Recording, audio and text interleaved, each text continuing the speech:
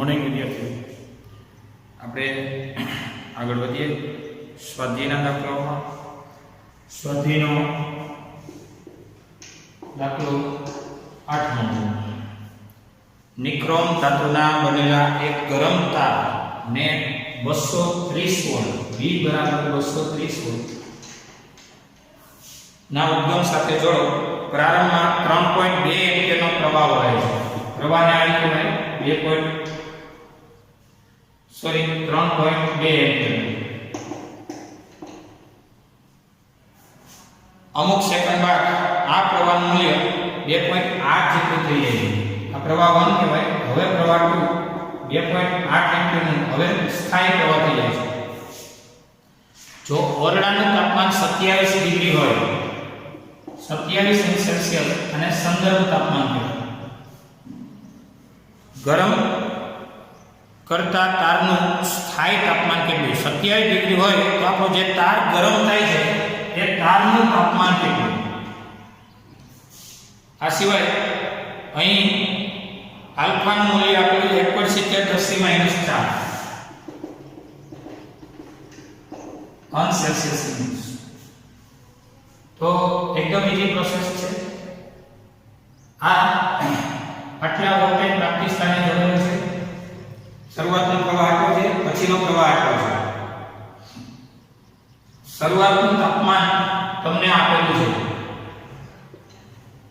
પછીનું તાપમાન એ તમારે મેળવવાનું છે. તો હવે અવરોધનો તાપમાન પરનો આધાર r θ બરાબર r θ0 1 + alpha θ - θ0 સૂત્ર અંતર્ગત આના પરથી આપણે કહી શકીએ કે r θ0 છે એ શરૂઆતનું લેવલ છે. તો θ0 ને આપણે r θ1 પણ કહી શકીએ. r θ ને r θ2 પણ કહી શકીએ. અને 1 + alpha θ - θ0. આ 1 અને 2 નું કારણ કહું તમને, કારણ કે r એટલે કહેવાય v/i, 2 * 2, અને r એટલે અહીંયા કહેવાય v/i1 શરૂઆતમાં. ઓહમના નિયમ પરથી v બરાબર r i, તો r ને કહેવાય v/i. અહીંયા થશે 1 + alpha θ - θ0. તો હવે બંને બાજુ v કોમન એન્ડ કેન્સલ. અહીંયા આવ્યો તો i1 ના છેદમાં i2 1 + alpha θ - θ0. i1 તમને આપેલું છે 3.2, i2 આપેલું છે 2.8. 1 + alpha તમારા માટે છે 1.70 10⁻⁴ કૌંસમાં θ માંથી θ0 બાદ, એટલે કે θ માંથી 27 ડિગ્રી બાદ. એટલે કે આ થઈ જશે 3.2 ના છેદમાં 2.8 1.143 1.142 એટલે 1.143 1 પ્લસ આ બધું.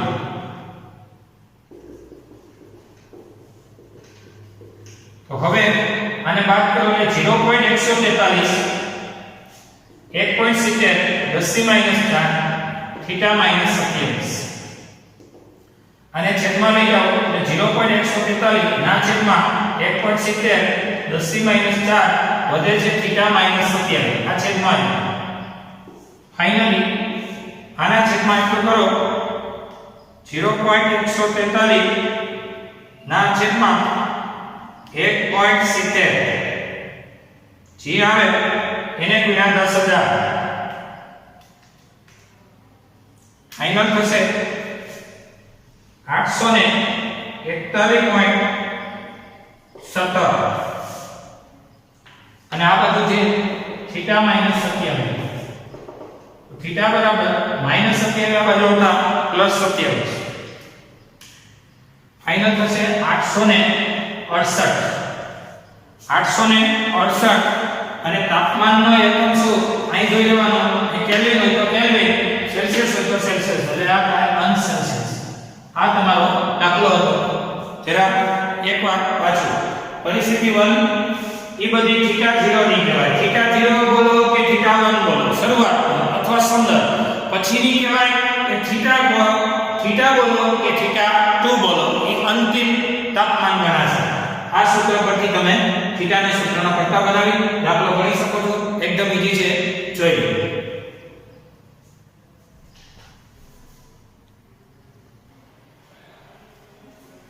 ચલો જો સ્વાધ્યાયનો 13મો દાખલો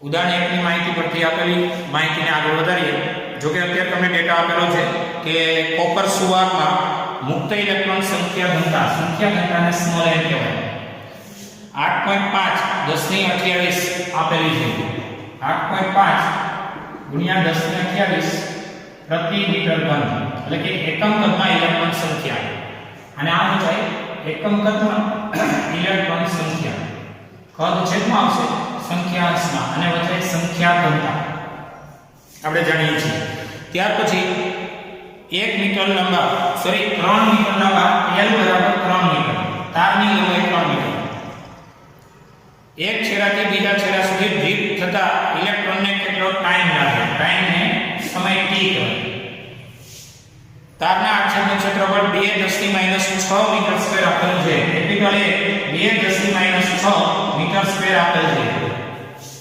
3 એમ્પીયર જેટલો પ્રવાહ વહે છે I બરાબર 3 એમ્પીયર આવો કોઈ તાર છે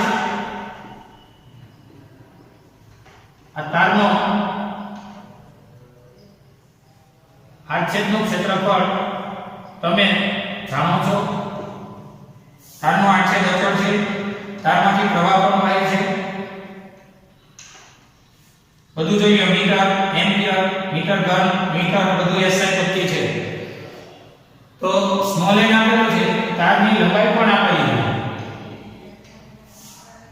છે A છેડાથી B છેડા સુધી અથવા તો B છેડાથી A છેડા સુધી ઇલેક્ટ્રોનને પહોંચવા માટે કેટલો ટાઈમ લાગે તો આપણે જાણીએ છીએ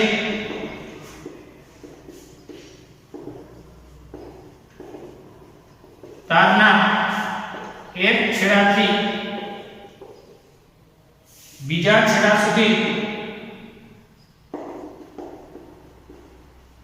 ઇલેક્ટ્રોન ડ્રિફ્ટ ગતિ કરે છે આપણે જાણીએ છીએ તો હવે વિદ્યુત પ્રવાહ ઘનતા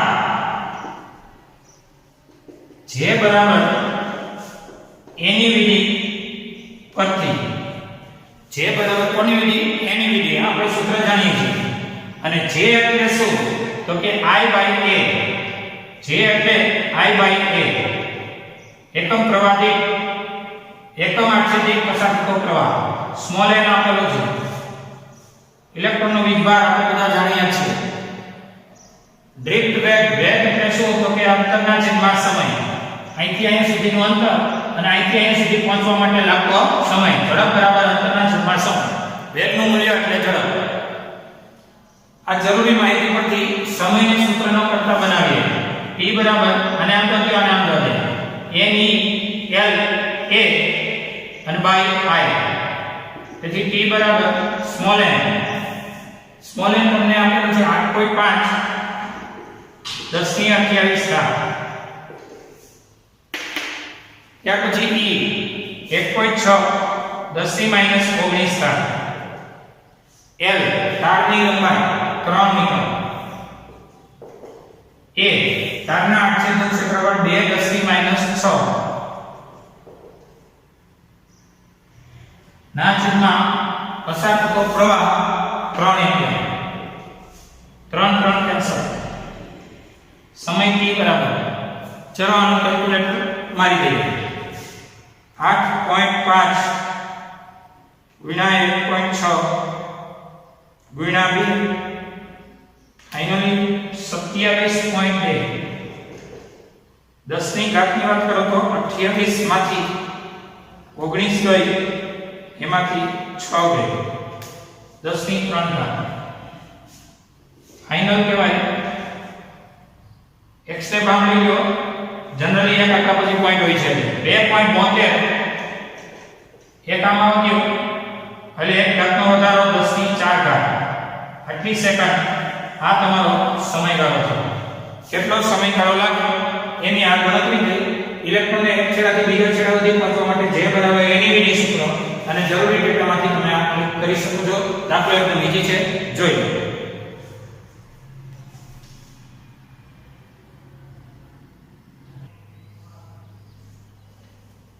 ચલો નેક્સ્ટ પોઈન્ટ જોઈએ. વિદ્યુત કોષ એટલે કે બેટરી, EMF અને એનો આંતરિક અવરોધ.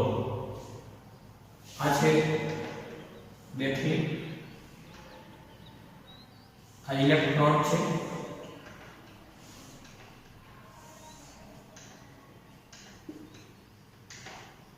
P અને N, અને આ છે વિદ્યુત દ્રાવણ.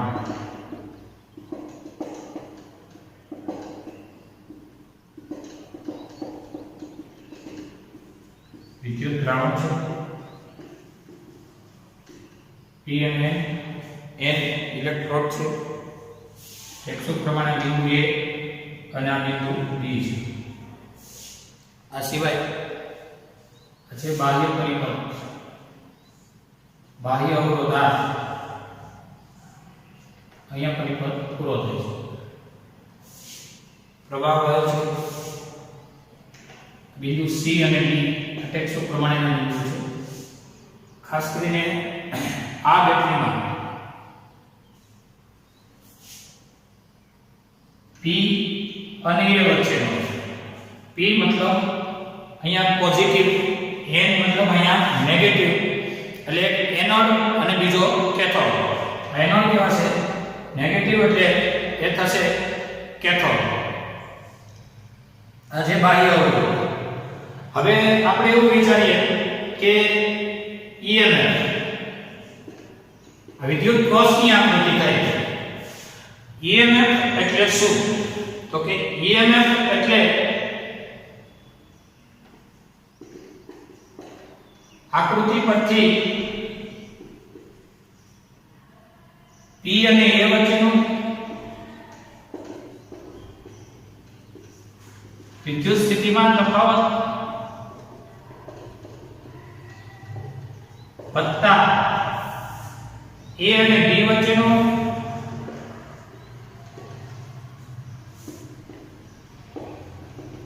વિદ્યુત સ્થિતિમાન તફાવત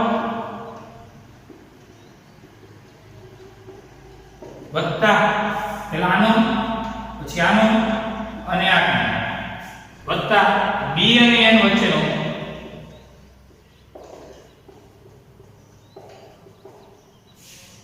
વિદ્યુત સ્થિતિમાન તફાવત.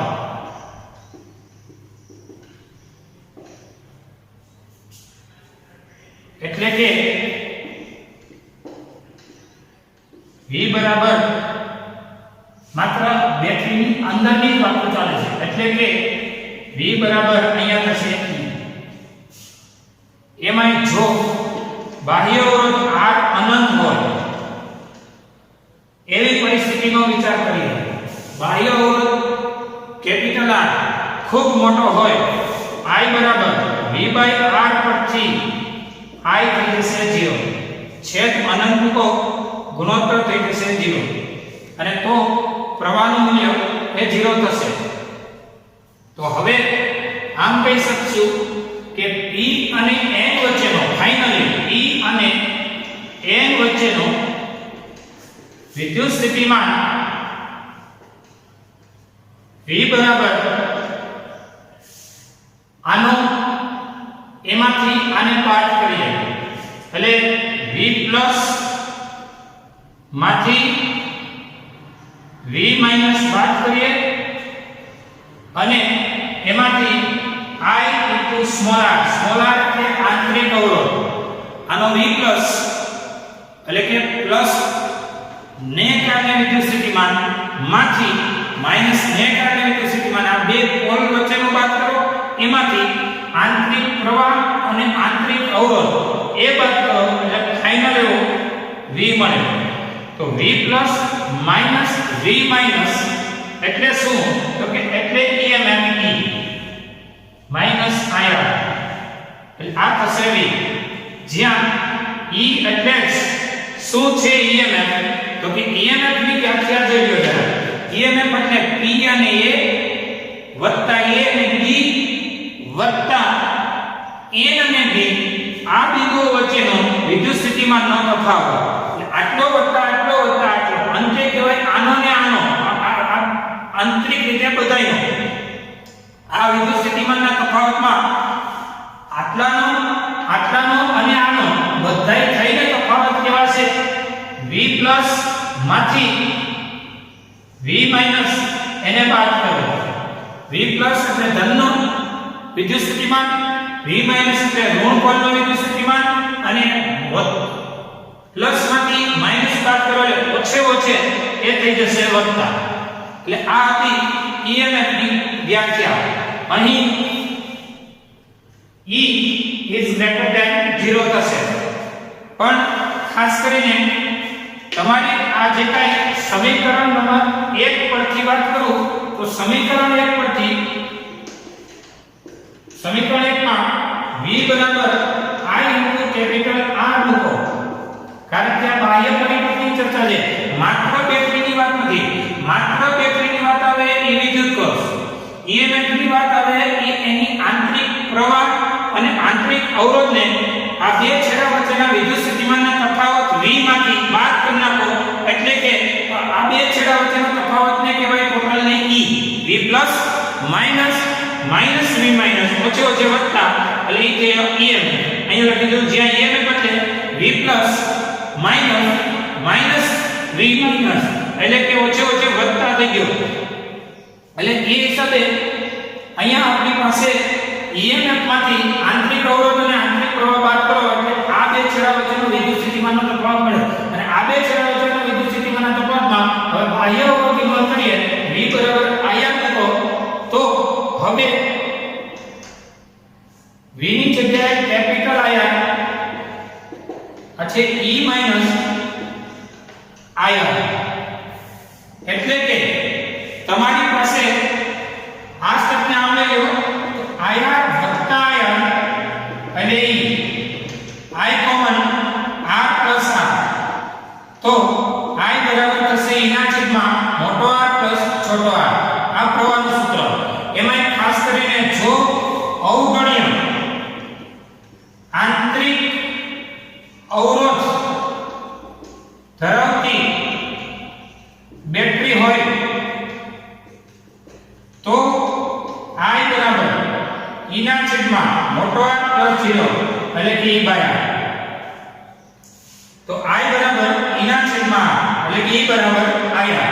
હવે EMF E અને V એ બે સમાન તો અને તો જ મળે કે E સમીકરણ 1 માં જોવાનું છે કે અવગણ્ય આંતરિક અવરોધ સ્મોલ r હોય તો સ્મોલ r આંતરિક અવરોધ હોય તો પછી અહીંયા 0 મૂકી દો, 0 ગુણ્યા સમથિંગ 0 થાય તો V બરાબર E થાય અથવા તો આને કહેવાય V બાય R. અવગણ્ય આંતરિક અવરોધ ધરાવતી બેટરી હોય આ કામનું સૂત્ર થઈ જશે. અવગણ્ય આંતરિક અવરોધ ધરાવતી બેટરી માટે I બરાબર E ના છેદમાં મોટો R પ્લસ છોટો R માં સ્મોલ r 0 મૂકી દો તો I બરાબર E બાય મોટો R અથવા તો I બરાબર V બાય મોટો R. હવે આ છે વિદ્યુત કોષમાં વિદ્યુત દ્રાવણ છે, એમાં બે ઇલેક્ટ્રોડ છે એનોડ અને કેથોડ. આ બે ઇલેક્ટ્રોડ વચ્ચે કેપિટલ R અવરોધ ધરાવતા કોઈ અવરોધને જોડી અને પરિપથ પૂરો કરેલો છે. આકૃતિમાં દર્શાવ્યા મુજબ EMF ની વ્યાખ્યા છે આકૃતિ પરથી E અને A વચ્ચેનો વિદ્યુત સ્થિતિમાન વત્તા E અને B વચ્ચેનો વિદ્યુત સ્થિતિમાન વત્તા B અને A વચ્ચેનો વિદ્યુત સ્થિતિમાન એટલે કે V બરાબર E. પણ જો R અનંત હોય, આ મોટો અવરોધ ખૂબ મોટા મૂલ્યનો હોય તો ઓહમના નિયમ પરથી તમારો પ્રવાહ એ શૂન્ય ગણાશે. હવે P અને N વચ્ચેનો સ્થિતિમાન તફાવત અને આ બે છેડા વચ્ચેનો તફાવત એટલે V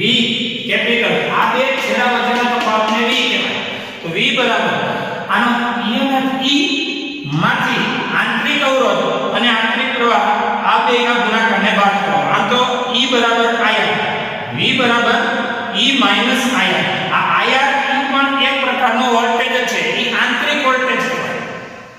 તો એને બાદ કરો તો પછી મળશે તમને સમીકરણ 1 મળશે. અને સમીકરણ 1 માં કેપિટલ V બરાબર કેપિટલ I કેપિટલ R મૂકો તો તમને I શબ્દનો કરતા બનતા E ના છેદમાં મોટો R પ્લસ છોટો R મળશે.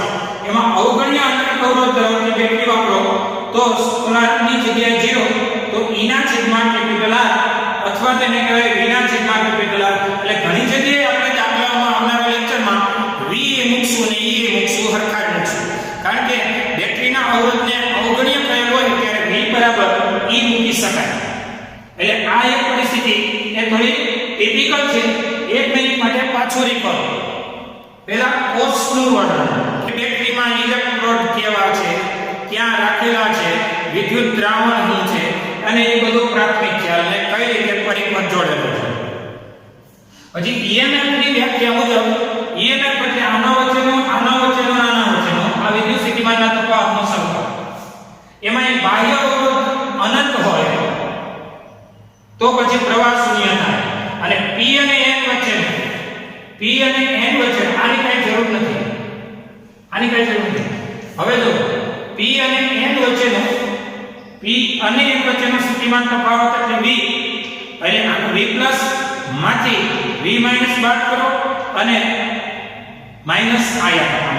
-IR એટલા માટે આવે છે કારણ કે આપણે ગણ્યા હતા કે વિદ્યુત દ્રાવણમાં મોબાઈલ વીજભાર વાહકો તરીકે ધન અને ઋણ વીજભારિત કણો હોય છે.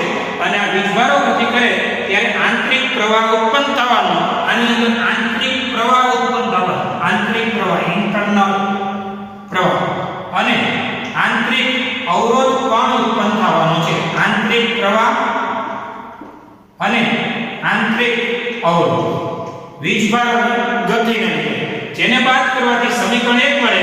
અને સમીકરણ 1 મળ્યા પછી તમે એને સમીકરણ 1 માં ડાબી સાઈડમાં કેપિટલ V માં કેપિટલ IR મૂકી દો એટલે તમને I સૂત્રનો કરતા બને અને તમે ફાઇનલ પરિણામ મેળવી શકો. અને અહીંયા સુધી આ ટોપિકને જોઈ લો. એકદમ સરળ સ્વરૂપ છે, પણ થોડું પાઠ્ય પુસ્તક મુજબ તમારે તૈયારી કરવાની રહેશે. જોઈ લો.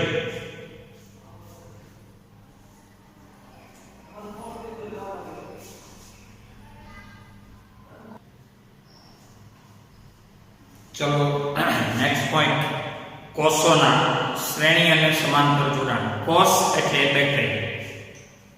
એમાં આપણે ભણીશું કોષોનું શ્રેણી જોડાણ. ખાસ કરીને EMF 1 અને EMF 2 વાળી બે બેટરીઓ છે. બિંદુ A, બિંદુ B અને બિંદુ C છે. આકૃતિમાં દર્શાવ્યા મુજબ આ બંને બેટરી EMF 1 અને EMF 2, E1 અને E2 EMF ધરાવતી બેટરીઓ છે, જેમના આંતરિક અવરોધો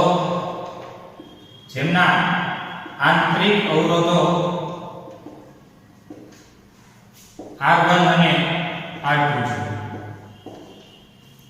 તો હવે A અને B બિંદુ વચ્ચેનો વિદ્યુત સ્થિતિમાન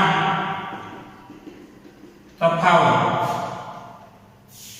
VA માઈનસ VB, V બરાબર E માઈનસ IR. અહીંયા આપણી પાસે I પ્રવાહ છે, અહીંયા I પ્રવાહ છે, અહીંયા પણ I પ્રવાહ છે, કારણ કે જોડાણ શ્રેણી છે. A અને B વચ્ચેનો વિદ્યુત સ્થિતિમાનના તફાવતમાં VA માઈનસ VB એટલે બેટરીના બે છેડા વચ્ચે હમણાં જ આટલું છે ને, આટલું એ હમણાં અહીંયા બનાવતા માઇક્રોસ્કોપિક વ્યૂ ઉપર બતાવો. એમાં તમે આવું બનાવતા આ ધન પર, કારણ કે આ ધન છે, એની આમે આવું છે ઋણ છે, બીજો ઋણ ઋણ એટલે આપણે એને કહેતા હતા n, આને કહેતા હતા p. આ તો બાહ્ય અવરોધ અને આ તો વિદ્યુત ભ્રામક. હવે જોઈ શકો છો આ પ્લસ જોઈએ, આ માઈનસ એ જોઈએ, અને પ્રવાહની દિશા પણ જોઈ શકો છો. તો આપણે ફાઇનલી એવું સૂત્ર તૈયાર કર્યું કે આ બે છેડા વચ્ચેનો વિદ્યુત સ્થિતિમાન તફાવત V એટલે શું? તો કે આને જે કહીએ અમે E માઈનસ IR, આ આપણે તૈયાર કર્યું. તો VA માઈનસ VB એટલે E1 માઈનસ IR સમીકરણ. આ જ રીતે B અને C બિંદુઓ વચ્ચેનો વિદ્યુત સ્થિતિમાન તફાવત VB માઈનસ VC, અહીંથી અહીંયા સુધીની વાત કરીએ તો E1 ની જગ્યાએ E2 માઈનસ IR, 1 ની જગ્યાએ 2 IR2 નંબર 2. તો હવે A અને C વચ્ચેનો કુલ વિદ્યુત સ્થિતિમાન તફાવત, હવે A અને C વચ્ચેનો કુલ વિદ્યુત સ્થિતિમાન તફાવત જેને કહીશું VA માઈનસ VC, A થી C સુધીનો વિદ્યુત સ્થિતિમાન તફાવત એટલે કે A થી B સુધીનો વત્તા B થી C સુધીનો.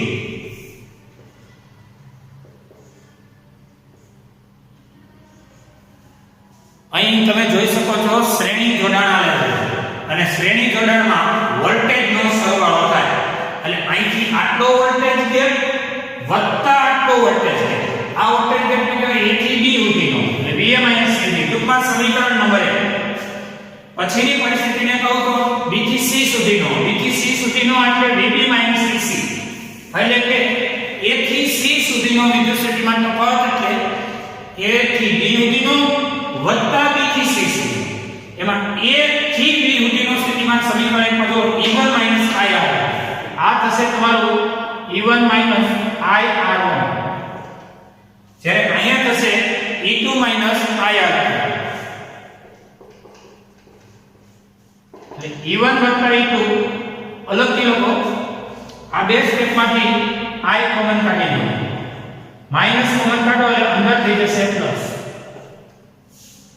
VA માઈનસ VC એટલે A અને C વચ્ચેનો વિદ્યુત સ્થિતિમાન તફાવત ને V બરાબર E માઈનસ I R સાથે સરખાવો, અને E ઇક્વિવેલન્ટ કહું છું. E ઇક્વિવેલન્ટ ને કહેવાય સમતુલ્ય EMF. ક્યાં જોડાણ માટે? શ્રેણી જોડાણ માટે. બે બેટરીના શ્રેણી જોડાણનું સમતુલ્ય EMF એ તમને મળશે E1 વત્તા E2 તથા R ઇક્વિવેલન્ટ તમને મળશે સમતુલ્ય આંતરિક અવરોધ R ઇક્વિવેલન્ટ, અને એ તમને મળશે R1 વત્તા R2. અને જો n કોષો શ્રેણીમાં હોય તો સમતુલ્ય EMF E1 વત્તા E2 વત્તા ડોટ ડોટ વત્તા EN થાય તથા સમતુલ્ય આંતરિક અવરોધ R1 વત્તા R2 વત્તા ડોટ ડોટ વત્તા RN થાય.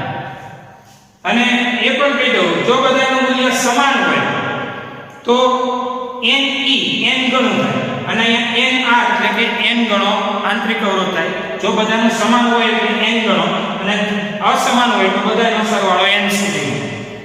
એટલે આ વાતથી અવરોધોને બદલે કોષોનું શ્રેણી જોડાણ, કોષ એટલે બેટરી, બેટરીનો ધન છે, આ બાજુનો ધન છે, આ બાજુનો ઋણ છે,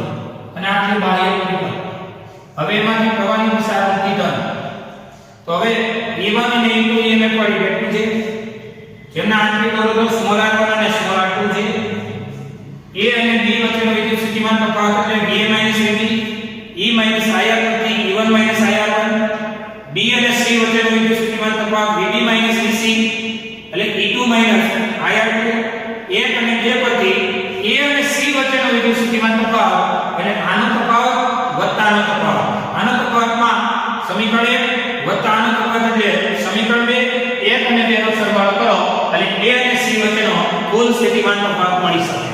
અને પછી E1 ને એક સાઈડ રાખો, IR1 ને એક સાઈડ રાખો, કોમન નીકળે કોમન કાઢો. અહીં આને કહેવાય A અને C વચ્ચેનો તફાવત. B સફિક્સમાં AC લખો તો બી ચાલશે. A અને C વચ્ચેનો વિદ્યુત સ્થિતિમાન તફાવત. હવે આને કહેવાય E ઇક્વિવેલન્ટ એટલે કે સમતુલ્ય EMF. આને કહેવાય R ઇક્વિવેલન્ટ એટલે સમતુલ્ય આંતરિક અવરોધ. અને આ રીતે સરખાવતા E ઇક્વિવેલન્ટ થાય E1 E2, R ઇક્વિવેલન્ટ થાય R1 R2 અને જો n કોષો હોય E1 E2 En અને n અવરોધો હોય R1 R2 Rn થશે. અહીંયા સુધી શ્રેણી જોડાણ જોયું.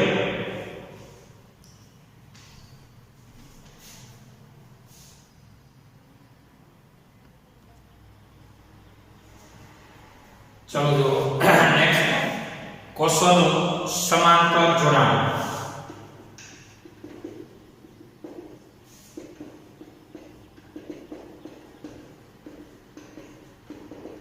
અહીંયા બે કોષો છે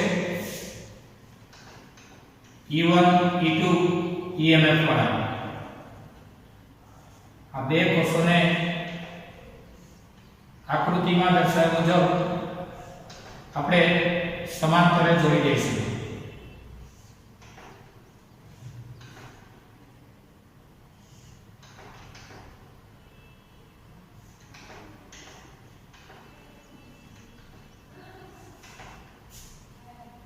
કુલ પ્રવાહ છે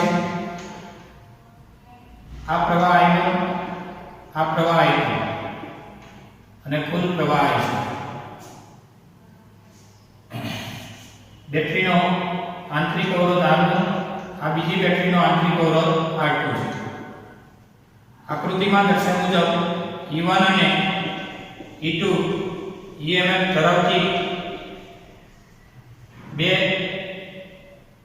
ધરાવતા બે કોષો છે. r1 અને r2 આંતરિક અવરોધ છે.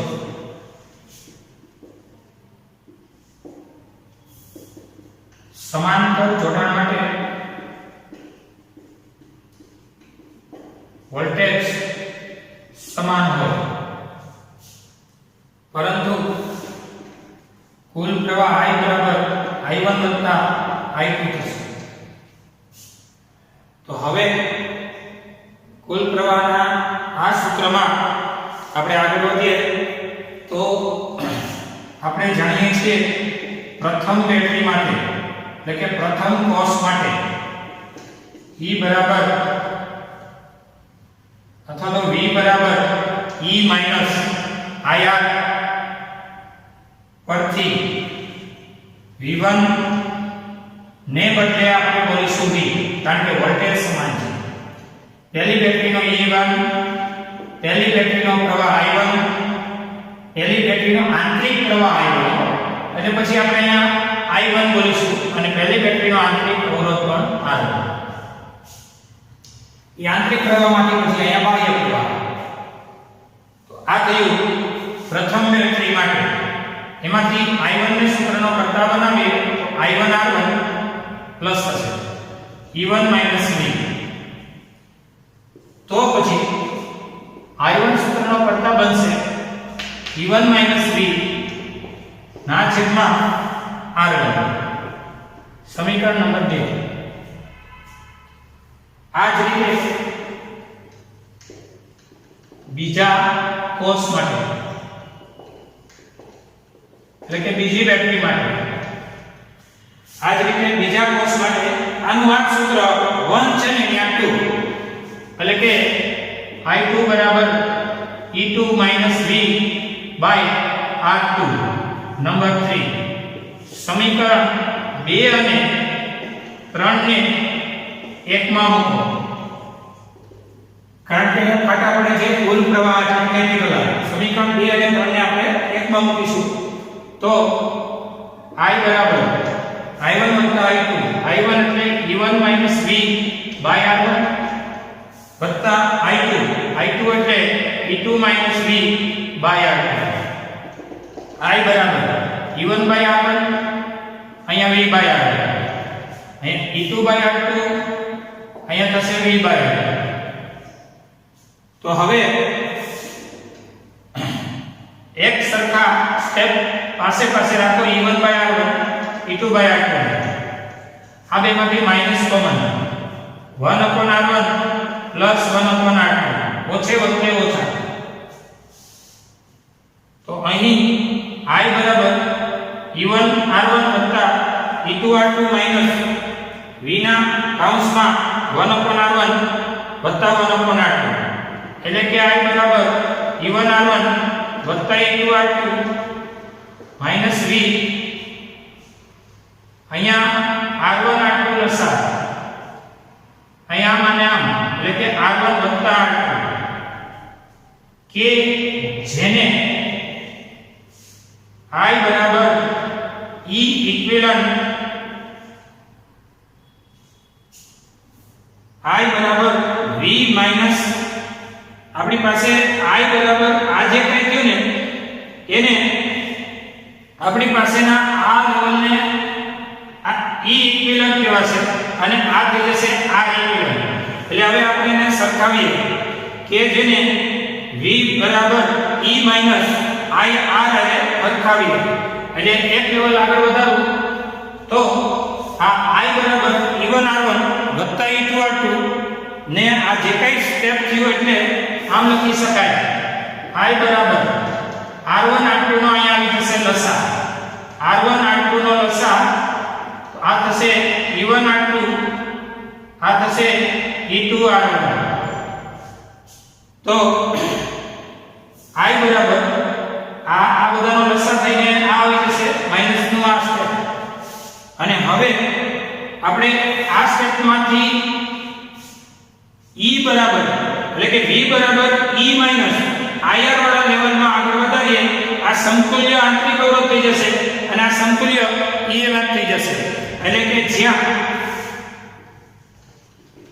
E ઇક્વિવેલન્ટ એટલે E1 R2 વત્તા E2 R1 ના છેદમાં R1 વત્તા R2 થશે એટલે એક મિનિટ પહેલા અહીંયા સુધી જોઈએ બે કોષો છે સમાંતરમાં જોડેલા છે બેના આંતરિક અવરોધ R1 R2 છે સમાંતર જોડાણમાં વોલ્ટેજ સમાન છે પ્રવાહના પાટા પ્રવાહની કુલ પ્રવાહ I1 વત્તા I2 થશે પ્રથમ બેટરી માટે V બરાબર E માઈનસ IR પરથી V બરાબર E1 માઈનસ I1 R1 અને એના પરથી આ સ્ટેપ આમ લઈ લો E1 માઈનસ V થઈ જશે અને એના પરથી તમને I1 સૂત્રનો પડતા મળશે એવી રીતે I1 પરથી મળી જશે 1/2 કરશો ને 2 અને 3 ને સમીકરણ 1 માં મૂકતા તમને અહીંયા સુધી મળશે અહીંયા સુધી જરા જોઈ લો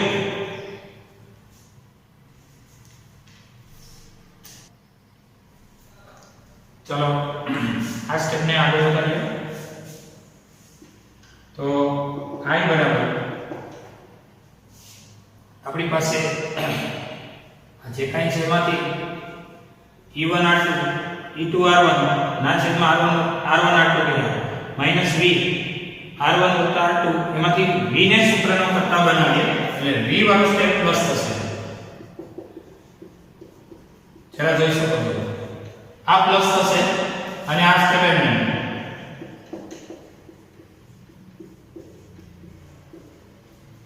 V વાળું સ્ટેપ આવા જો તો પ્લસ આ સ્ટેપ એમ અને I ઓલી બાજુ જતા માઈનસ તો V R1 વત્તા R2 ના છેદમાં R1 R2 અહીંયા લસાયો R1 R2 તો આ એમ બની જશે I કૌંસમાં R1 R2 આ થશે E1 R2 વત્તા E2 R1 આ અહીંયા આવી જશે લસા આખાનો છેદ આવે જેથી કરીને બંને બાજુ સમાન કેન્સલ થશે તો હવે V બરાબર E1 R2 E2 R1 minus I R1 R2 આના છેદમાં અને આના છેદમાં કોણ આવી જશે તો V નો સહગુણક છે R1 વત્તા R2 આ લેવલ એ અહીંયા આવી જશે એટલે આ લેવલ સીધું લખું છું R1 વત્તા R2 અહીંયા અને અહીંયા કે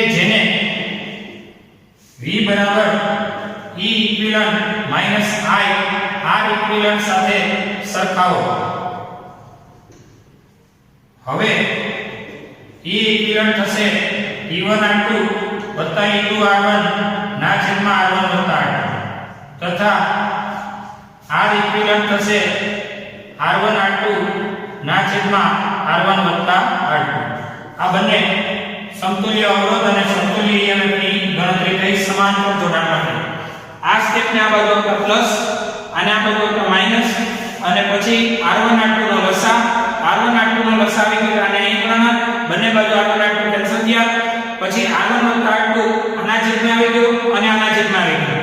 V બરાબર E માઈનસ IR સૂત્ર એટલે કે V બરાબર E equivalent minus I into R equivalent સૂત્રમાં આપણે આગળ વધી અને આવા સમાંતર જોડાણ માટે R ઇક્વિવેલન્ટ બે અવરોધો માટેનું આપ્યું અને એટલે કે બે બેટરી માટેના સમતુલ્ય અવરોધનું મૂલ્ય અને બે બેટરી માટે સમતુલ્ય EMF નું મૂલ્ય આપ્યું. એથી આગળ હવે તમે એક લેવલ ઉપર લખી શકો કે E ઇક્વિવેલન્ટ બાય અહીંયા થિયરી પૂરી થઈ ગઈ છે. હવે E equivalent by R equivalent તમારે લખવું હોય તો આના છેદમાં આ લખવું પડે. તો E ઇક્વિવેલન્ટ એટલે E1 R2 વત્તા E2 R1 ના છેદમાં R1 વત્તા R2 ઓલ છેદમાં R ઇક્વિવેલન્ટ એટલે R1 R2 ના છેદમાં R1 વત્તા R2. આ જોડ સાથે વાત કરીએ છીએ. જો E ઇક્વિવેલન્ટ ના છેદમાં R ઇક્વિવેલન્ટ લ્યો તો આના છેદમાં આ થાય અને છેદ નાબૂદીકરણ યોજનામાં છેદ કેન્સલ થઈ ગયા તો વધે છે E1 R2 વત્તા E2 R1 બેયના છેદમાં R1 R2 એટલે કે આના છેદમાં R1 R2 વત્તા આના છેદમાં R1 R2 એટલે કે આ કેન્સલ અહીંયા આ કેન્સલ એટલે કે E1 R1 અને E2 R2 આ તમને કહેવાશે E equivalent by R equivalent નો આ થયો ગુણોત્તર. એમાં જો n કોષો હોય n કોષો સમાંતરમાં હોય તો E equivalent by R equivalent આ ગુણોત્તર મળશે E1 R1 E2 R2 વત્તા ડોટ ડોટ વત્તા En Rn. જો n કોષો સમાંતરમાં હોય તો બે પરથી ડોટ ડોટ કરીને n સુધી એટલે આ બધા સ્ટેપ અહીંથી V બરાબર E માઈનસ IR લેવલમાં જવા હાટું V વાળા સ્ટેપને માઈનસ કર્યું અને ઓલાને આ બાજુ આવતા પ્લસ હતું એ આ બાજુ આવતા માઈનસ કર્યું. V બરાબર E માઈનસ IR સુધી પહોંચાડતા આપણું આ સમતુલ્ય EMF અને સમતુલ્ય આંતરિક અવરોધ અહીંયા આપણે લખી શકીએ. અહીંયા સુધી જોઈ લો અને આ નિરાંતે સ્ટેપ બાય સ્ટેપ તમારા બુકમાં તૈયારી સાથે આગળ વધી ગયું.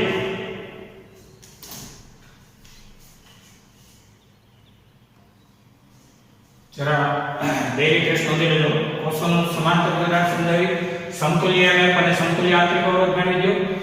બીજો પ્રશ્ન કોષોનું શ્રેણી જોડાણ સમજાવી આકૃતિ સબ એ સમજૂતી આપવાની છે અને સમતુલ્ય EMF અને સમતુલ્ય આંતરિક અવરોધ એમાં પણ મેળવવાના છે. બંને થિયરી એ તમે ડેરી ટેસ્ટમાં કમ્પ્લીટ કરી લેજો. જોઈ લો. અહીંયા આપણું લેક્ચર અહીંયા પૂરું થાય છે.